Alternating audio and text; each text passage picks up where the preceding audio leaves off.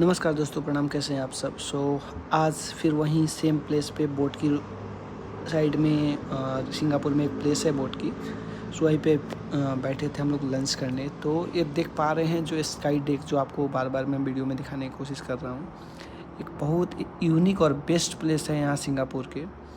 और हल्का हल्का रिमझिम बारिश हो रही थी, इसमें वीडियो में दिख नहीं पाएगा, लेकिन बारिश हल्का हल्का रिमझिम हो रही थी और वेदर भी बहुत मस्त था। ये लंच टाइम है यहाँ, जब हमारी जस्ट बाजू में ऑफिस है।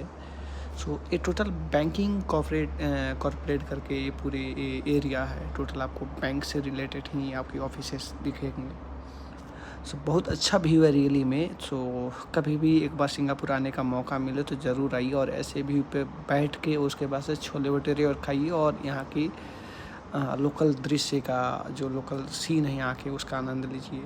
ऐसे ही आपको वीडियो दिखाते रहूँगा। तब तक मिलते हैं अगले ब्लॉग में। हमारे वीडियो को एक बार देखें, अच्छा लगे तो ज़रूर कमेंट करें कि फिर आगे का वीडियो क्या बनाना चाहिए। Thank you so much.